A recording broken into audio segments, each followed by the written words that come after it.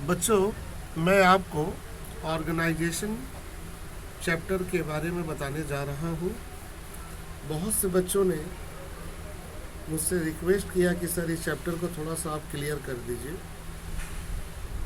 तो उसमें मेरी बेटी ने, गुड़िया ने कहा कुछ ज़्यादा रिक्वेस्ट की है, इसीलिए मैं इसके ऊपर वीडियो बना रहा हूँ और ऑर्गेनाइजेशन को लेकर जो जो बातें हैं वो सब क्लियर करता हूँ।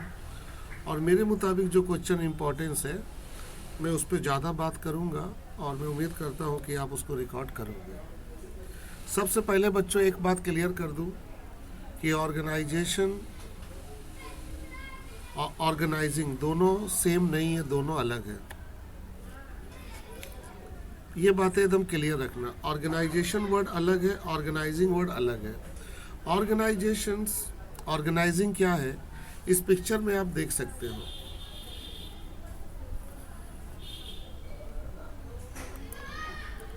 इस पिक्चर में अगर आप देखो तो बहुत से लोग बैठे हुए हैं, आपस में डिस्कस कर रहे हैं, अपने काम को लेकर। इसे कहते हैं ऑर्गेनाइजिंग,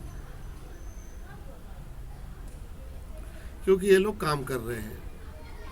तो organising is the function of management, ये बातें याद रखना। ऑर्गेनाइजिंग मैनेजमेंट का फंक्शन है। और ऑर्गेनाइजेशन किसे कहते हैं? ये लोग जहाँ पर बैठकर इस चीज़ के बारे में डिस्कस कर रहे हैं उसे कहते हैं ऑर्गेनाइजेशन। उसे हम लोग कहते हैं institutions. Organisation is a institutions where the groups of work या groups of worker perform their task, जहाँ पे बहुत से वर्कर गेट टुगेदर होकर अपने काम को पूरा करते हैं, उसे कहते हैं ऑर्गेनाइजेशन। हो सकता है कल इस पे डिफरेंट पूछ ले एक नंबर में, तो आप ज़रूर लिख देना कि sir organisation is a institutions. Organisation एक संस्था है, ऑर्गेनाइजेशन एक संस्था है। तो बच्चों ऑर्गेनाइजेशन इज ए इंस्टीट्यूशंस, ये एक इंस्टीट्यूशंस होता है, एक संस्था होती है जहाँ पे बहुत सारे वर्कर मिलकर काम करते हैं, उसे ऑर्गेनाइजेशन कहते हैं। ऑर्गेनाइजिंग क्या है? It is the function of management, ये मैनेजमेंट का फंक्शन है जहाँ पर मैनेजमेंट वर्करों के बीच में अपना काम को बांटता है, उसे जिम्मेदारी देता है कि भाई आप इस काम को करो। तो बेटा अब हम आगे बढ़ते हैं, लेकिन बेटा हम दो चीज़ क्लियर कर दिए, ऑर्गेनाइजेशन और ऑर्गेनाइजिंग दोनों सेम नहीं है। क्लास 12 का सबसे इंपॉर्टेंट चैप्टर है ऑर्गेनाइजेशन। अब हम लोग चलते हैं आगे की तरफ।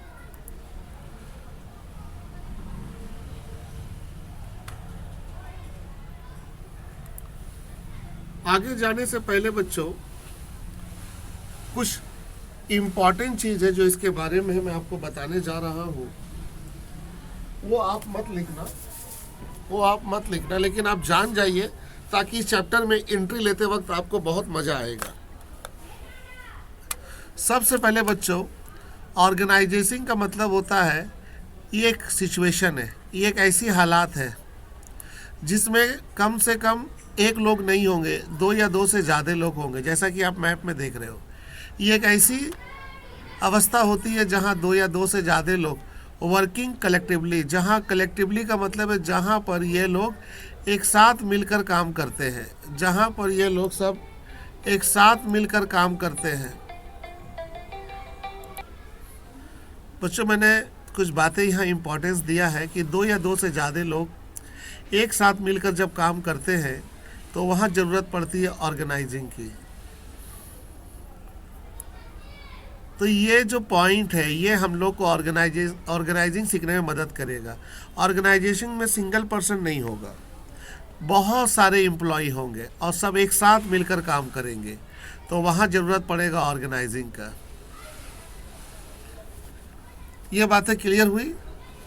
दूसरी बात है इम्पोर्टेंस है, ऑर्गेनाइजिंग एक ऐसी कला है जहाँ पर लोगों के अंदर इंटीग्रेटिंग आती है, जहाँ लोगों के अंदर मतभेद नहीं होता है, एकता होता है, जहाँ लोग जॉइंटली हो जाते हैं।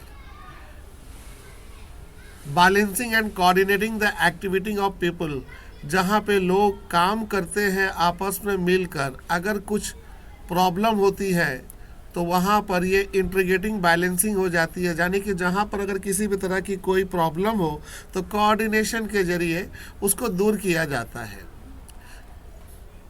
जहाँ पे लोग सब मिलकर काम करते हैं किसी उद्देश्य को पाने के लिए। तो बच्चों, ये है ऑर्गेनाइजिंग चैप्टर का इंट्रोडक्शन। आप ऑर्गेनाइजिंग चैप्टर के इंट्रोडक्शन के बारे में अगर सही से देखिए तो ऑर्गेनाइजिंग हमें ज़रूरत कब पड़ती है? ऐसी हालात में ज़रूरत पड़ती है जहाँ 2 या 2 से ज़्यादा लोग मिलकर एक साथ काम करते हैं। जहाँ पे 2 या 2 से ज़्यादा लोग एक साथ मिलकर जब काम करते हैं ना बच्चों, तो वहाँ पे ऑर्गेनाइजिंग की ज़रूरत पड़ती है। ऑर्गेनाइजिंग एक ऐसी कला होती है जहाँ जिसमें शामिल होता है इंटीग्रेटिंग। इंटीग्रेटिंग का मतलब होता है सभी लोग एक साथ मिलजुल कर काम करते हैं। और कोऑर्डिनेटिंग, और लोगों के बीच एक अच्छा तालमेल बनता है बेटा, और वो लोग सब एक साथ मिलकर काम करते हैं। क्यों करते हैं? ताकि जो कॉमन गोल है, जो ऑब्जेक्टिव है, उसको पूरा किया जा सके। तो इस चैप्टर में, ऑर्गेनाइजिंग चैप्टर में, आपको शुरू से आखिरी तक यही चीज़ पढ़ने को मिलेगा कि ऑर्गेनाइजिंग में सबसे पहली बात आपने सीख लिया, ऑर्गेनाइजेशन कहाँ पे ज़रूरत पड़ेगी बच्चों? जहाँ पर 2 या 2 से ज़्यादा लोग आपस में मिलकर काम करेंगे, वहाँ ऑर्गेनाइजिंग की ज़रूरत पड़ेगी। ऑर्गेनाइजिंग एक ऐसी कला होती है जो कोऑर्डिनेशन, इंटीग्रेटिंग इस्टेब्लिश करती है एम्प्लॉय के बीच में, और वो एम्प्लॉय आपस में मिलकर कोई काम करते हैं ताकि जो ऑब्जेक्टिव है उसको पूरा किया जा सके। बेटा, ये हम लोग का ऑर्गेनाइजिंग का इंट्रोडक्शन है। अब मैं उम्मीद करता हूँ कि आपका क्लियर हो गया। अब मैं चलता हूँ डिफिनेशन के तरफ।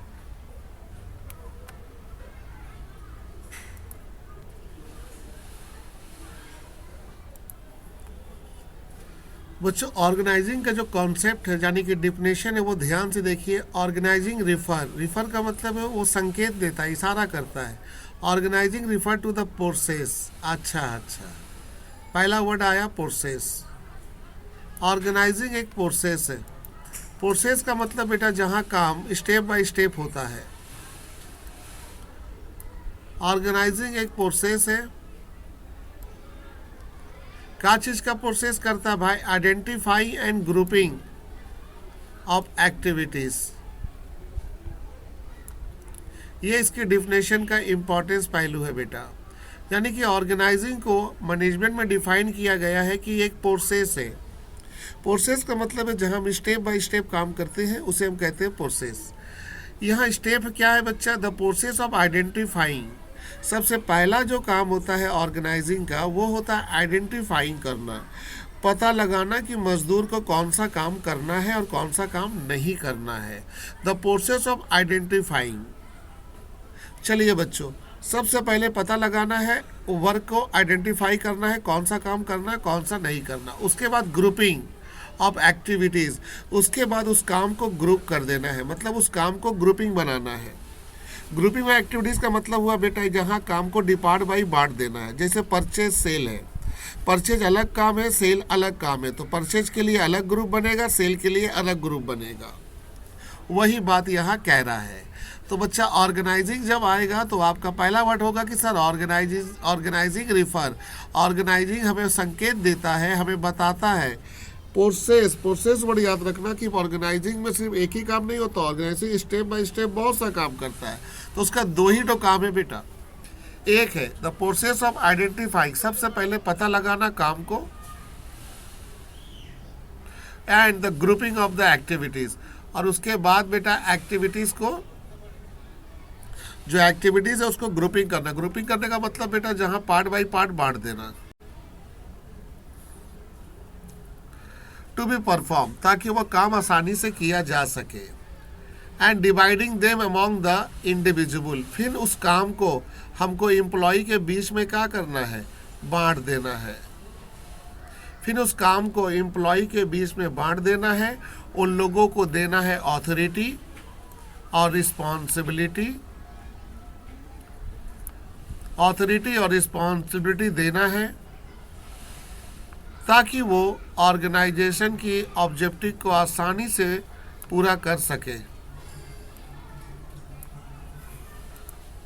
तो बच्चों, मैंने जो हाईलाइट किया है वो लाइफ ब्लड है इसका डिफिनेशन का। तो ऑर्गेनाइजिंग का मतलब समझ गया ऑर्गेनाइजिंग क्या है? प्रोसेस है बच्चों। प्रोसेस मतलब स्टेप बाय स्टेप। पहला प्रोसेस है आइडेंटिफाई करना। क्या आइडेंटिफाई करना? वर्क को आइडेंटिफाई करना, फिर ग्रुपिंग करना, उस एक्टिविटीज़ को ग्रुपिंग करना टू बी परफॉर्म, ताकि वर्कर उस काम को कर सके। उसके बाद बेटा डिवाइडिंग, उस काम को बांट देना है। उस काम को बांट देना है इंडिविजुअल के पास। इंडिविजुअल का मतलब है हर एम्प्लॉय के बीच में वो काम को बांट देना है।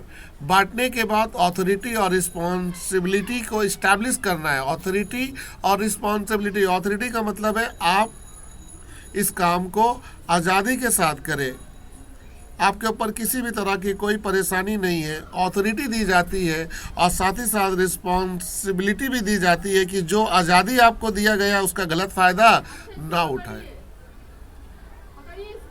हाँ, आ रहे टू बी परफॉर्म, ताकि वह काम आसानी से किया जा सके। And dividing them among the individual, फिर उस काम को हमको एम्प्लॉय के बीच में क्या करना है? बांट देना है। फिर उस काम को एम्प्लॉय के बीच में बांट देना है। उन लोगों को देना है ऑथोरिटी और रिस्पॉन्सिबिलिटी। ऑथोरिटी और रिस्पॉन्सिबिलिटी देना है ताकि वो ऑर्गेनाइजेशन की ऑब्जेक्टिव को आसानी से पूरा कर सके। तो बच्चों मैंने जो हाईलाइट किया है वो लाइव ब्लड है इसका डेफिनेशन का। तो ऑर्गेनाइजिंग का मतलब समझ गया। ऑर्गेनाइजिंग क्या है? प्रोसेस है बच्चों। प्रोसेस मतलब स्टेप बाय स्टेप। पहला प्रोसेस है आइडेंटिफाई करना। क्या आइडेंटिफाई करना? वर्क को आइडेंटिफाई करना, फिर ग्रुपिंग करना, उस एक्टिविटीज़ को ग्रुपिंग करना टू बी परफॉर्म, ताकि वर्कर उस काम को कर सके। उसके बाद बेटा डिवाइडिंग, उस काम को बांट देना है। उस काम को बांट देना है इंडिविजुअल के पास। इंडिविजुअल का मतलब है हर एम्प्लॉय के बीच में वो काम को बांट देना है।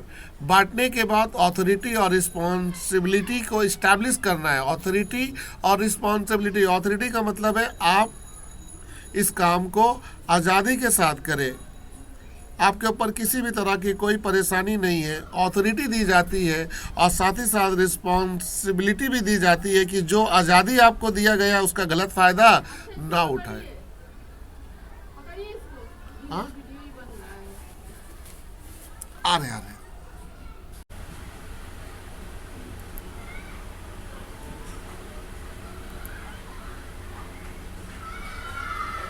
बच्चों ये क्वेश्चन बहुत इम्पोर्टेंस है। Discuss the step of organising, या इसको कहते हैं discuss the process of organising. तो बच्चों ये वाली जो है बहुत इम्पोर्टेंस है। तो ऑर्गेनाइजिंग क्या है वो तो मैंने डिस्कस कर दिया है, और एक डिफिनेशन और भी दे दिया जिसे हेनरी फॉयल ने दिया था। हो सकता है कभी एग्जाम में आ जाए ये वाली कंटेंट और पूछे बताइए हु डिफाइन, तो आप हेनरी फॉयल कहोगे। चलो देखते हैं हेनरी फॉयल का क्या कहना है। टू ऑर्गेनाइज अ बिजनेस, एक बिजनेस को ऑर्गेनाइज करने के लिए, मतलब एक बिजनेस को चलाने के लिए एवरीथिंग यूजफुल, सभी चीज़ की ज़रूरत पड़ती है और सभी यूजफुल होते हैं। क्या क्या चीज़ होते हैं? मटेरियल्स, मशीन और टूल, कैपिटल एंड पर्सनल। यानी कि एक बिजनेस को ऑर्गेनाइज करने के लिए to provided it with the everything useful, हर एक चीज़ जो हमारे लिए यूजफुल होती है वही ऑर्गेनाइजिंग का फंक्शन होता है। जैसे material, machine, tool, capital, personal, ये सभी चीज़ें ऑर्गेनाइजिंग के अंदर होती है। ये सभी चीज़ें का होना जरूरी है, ये हेनरी फॉयल कह रहा है। आप ये डिफिनेशन मत लिखना। अब आते हैं डिफिनेशन ये वाला लिखना जो मैंने ऊपर में बताया था। अब आते हैं बच्चों स्टेप की तरफ। ऑर्गेनाइजिंग का स्टेप क्या है? पहला स्टेप है बेटा identification and division of work. मैं इसको हाईलाइट कर देता हूँ। ये पहला फंक्शन है मैनेजमेंट का। ये मैनेजमेंट का पहला फंक्शन है आइडेंटिफाई करना।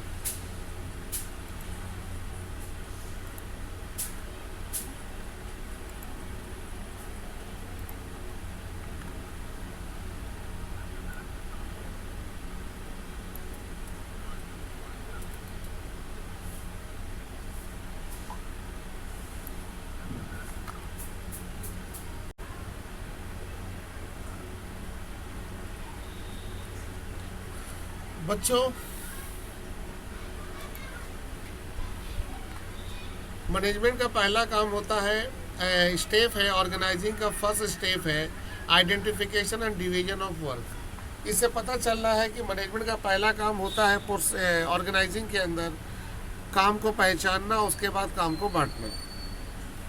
देखिए बच्चों, at the first stage of organising process, यानी कि ऑर्गेनाइजिंग प्रोसेस का जो पहला स्टेप होता है जिसमें एक मैनेजर आइडेंटिफाई करता है, मैनेजर पहचान करता है, मैनेजर पहचान करता है, किसकी पहचान करता है बेटा? उस कामों की जिसको किया जा सके। यानी कि पहला स्टेज जो है बेटा, पहला स्टेज जो है, यानी कि पहला स्टेप जो है ऑर्गेनाइजिंग का, वो है कि मैनेजर को पहले आइडेंटिफाई करना पड़ेगा उस काम को जिसको आसानी से पूरा किया जा सके और ऑब्जेक्टिव को पूरा कर सके। उस काम को आइडेंटिफाई करना है, उसको डिटरमाइन करना है जिसको आसानी से किया जा सके और जो ऑब्जेक्टिव से उसको पूरा किया जा सके। उसके बाद the division of work into the job, उसके बाद उस काम को बांट देना चाहिए जॉब में। जॉब का मतलब होता है बेटा डिफरेंट एक्टिविटीज़ में बांट देना।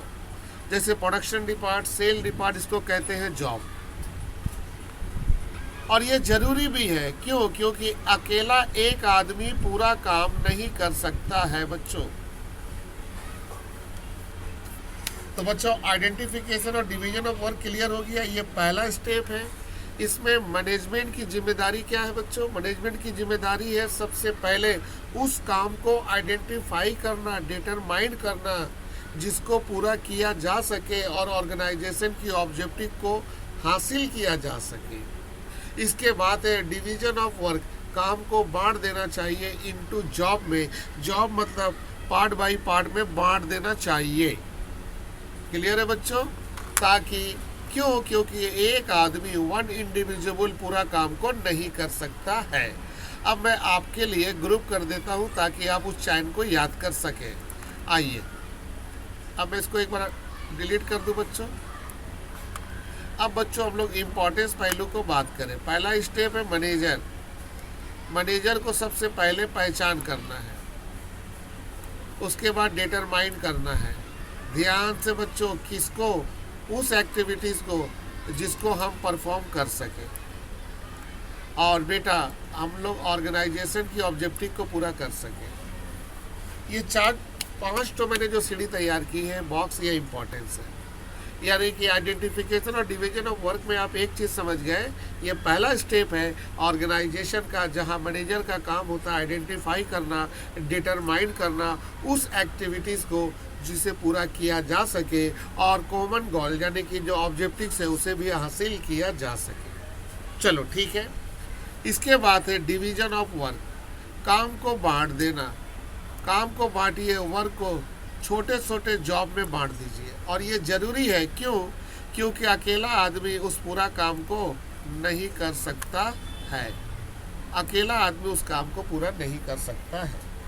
चलिए एग्जाम्पल के तौर पे देखते हैं। एक ऑर्गेनाइजेशन है जो प्रोड्यूसिंग और डिस्ट्रीब्यूशन ऑफ वॉशिंग मशीन, यानी कि एक ऑर्गेनाइजेशन है जिसका काम है वॉशिंग मशीन को तैयार करना और मार्केट में बेच देना। तो बच्चों यहाँ तो हम लोगों ये देख रहे हैं कि इस ऑर्गेनाइजेशन ने पहले डिटरमाइन किया कि क्या काम करना है। क्लियर है? क्या काम करना है उसको आइडेंटिफाई कर लिया है बच्चों। अब इसको बांटा जाएगा। ये लार्ज नंबर ऑफ एक्टिविटीज़ है, इसमें बहुत से काम की ज़रूरत पड़ेगी। अब देखिए इसको हम लोगों ने यहाँ एग्जाम्पल में लिखा दैट में भी रिलेटेड टू प्रोडक्शन डिपार्ट कर दिया, एक डिस्ट्रीब्यूशन डिपार्ट कर दिया, एक फाइनेंस डिपार्ट कर दिया, एक परचेज डिपार्ट कर दिया और एक पर्सनल डिपार्ट कर दिया। तो इसे कहते हैं जॉब। 1 2 3 4 5 इस सब को हम लोग कहते हैं जॉब। यानी कि यहाँ एग्जाम्पल में हम क्या देख रहे हैं बच्चों? यहाँ हम एग्जाम्पल में देख रहे हैं कि एक ऑर्गेनाइजेशन है जिसका काम है प्रोड्यूसिंग करना और डिस्ट्रीब्यूशन करना वॉशिंग मशीन का, has to perform the large number of activities. उसको बहुत सा काम करना है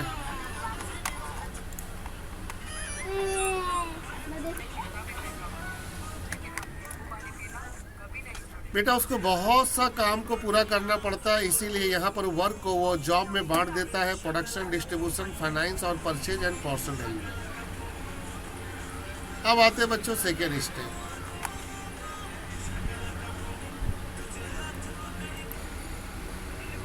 बच्चों सेकेंड स्टेप है grouping job and डिपार्टमेंटलाइजेशंस।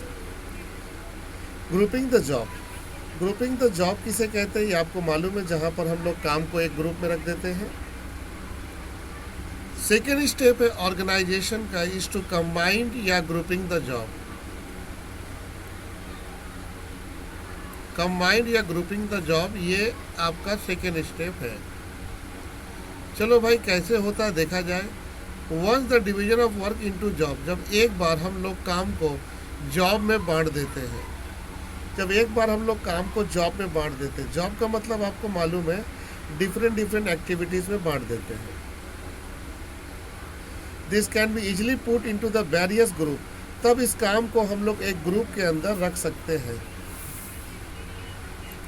On the basis of their relationship and similarity, बेटा ये वर्ड हमेशा याद रखना, ये दोनों वर्ड बहुत इंपॉर्टेंस है। इस ग्रुप प्रोसेस को हम लोग कहते हैं डिपार्टमेंटलाइजेशन। हो सकता है कल एग्जाम में आ जाए 1 नंबर में डिपार्टमेंटलाइजेशन क्या है, तो एक बार हम इस लाइन को अब डिस्कस करते हैं, थोड़ा ध्यान से देखिएगा। सेकेंड स्टेप है ग्रुपिंग जॉब एंड डिपार्टमेंटलाइजेशन। तो हम लोग बोलेंगे सर सेकेंड स्टेप जो होती है ऑर्गेनाइजिंग का वो होता है कंबाइन करना और ग्रुपिंग द जॉब। एक बार जब हम लोग काम को डिवीजन कर देते हैं जॉब में, तब हम लोग आसानी से उस जॉब को, इसी जॉब को हम लोग आसानी से बहुत से ग्रुप में रख देते हैं। मतलब इस जॉब को आसानी से डिफरेंट टाइप के ग्रुप में आसानी से रख देते हैं, यानी कि इस जॉब को डिफरेंट ग्रुप में हम लोग कंबाइन कर देते हैं या डिफरेंट ग्रुप में बांट देते हैं। लेकिन जब हम लोग इस जॉब को वेरियस ग्रुप में जब हम लोग रखते हैं तो किसके मदद से रखते हैं? On the basis of the relationship and similarity, यानी कि वहाँ पर हम लोग रखते वक्त देखते हैं कि रिलेशन, उन लोग के बीच रिलेशनशिप क्या है और उन लोग के अंदर समानता क्या है। अगर सब एक जैसा है तो उसके लिए एक ग्रुप बनाया जाता है। इसी प्रोसेस को हम लोग कहते हैं डिपार्टमेंटलाइजेशन। यानी कि बच्चों यहाँ पर जो मैंने अंडरलाइन किया है, यहाँ आपको अगर देखना है तो इसमें आप ये चीज़ देख रहे हो कि मैनेजमेंट क्या कर रहा है ऑर्गेनाइजिंग के सेकेंड स्टेप में। सबसे पहले वो कंबाइन कर रहा है और एक ग्रुपिंग जॉब तैयार कर रहा है। ये कब कर रहा है? जब एक बार वो वर्क को डिवीजन कर देता है जॉब में, जब एक बार काम को वो जॉब में बांट देता है तो इसी जॉब को वो बहुत से ग्रुप में रखता है, put into the various group. इस जॉब को वो बहुत से ग्रुप में रखता है on the basis of the relationship and similarity. याद रखना, ये जॉब को जब उस ग्रुप में रखता है तो वो देखता है कि उसके बीच रिलेशनशिप और समानता क्या है, सिमिलरिटी क्या है, तभी रखता है। इसी प्रोसेस को कहते हैं डिपार्टमेंटलाइजेशन।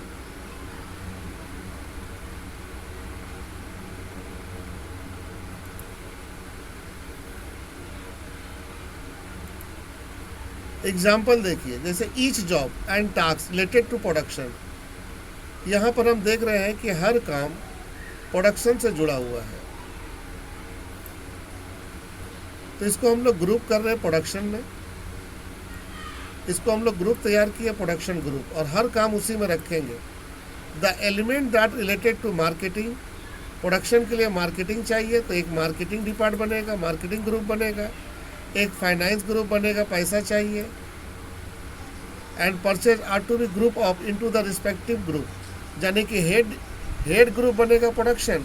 उस प्रोडक्शन के अंदर बहुत तरह के ग्रुप तैयार होंगे, उसे कहते हैं डिपार्टमेंटलाइजेशन। तो बच्चों आप यहाँ पर ये चीज़ देख पा रहे हो,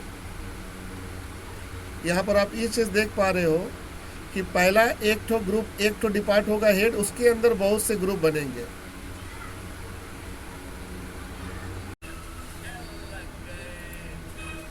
बच्चों असाइनमेंट ऑफ ड्यूटी,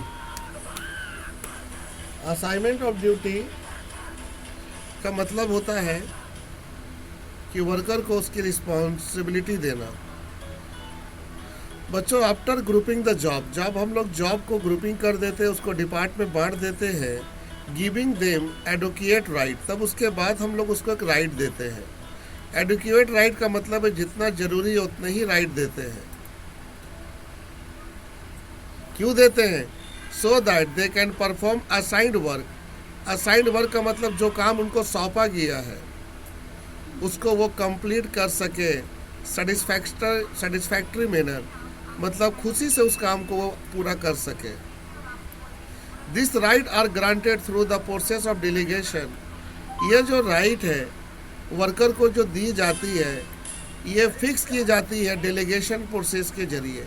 डेलीगेशन का मतलब होता है बेटा टॉप रैंक से, मतलब ऊपर से ये राइट नीचे वाले लोगों को दी जाती है।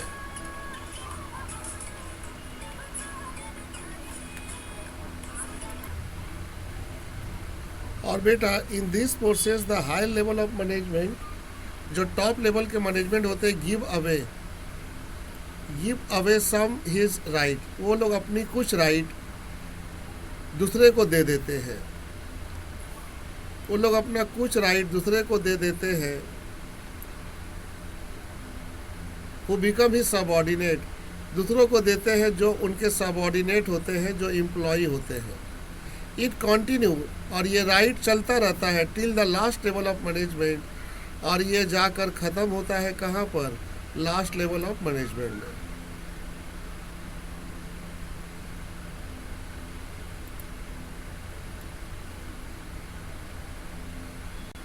यानी कि मेरे बच्चों, यहाँ पर हम लोग कुछ इम्पोर्टेंस टर्म को ध्यान दें।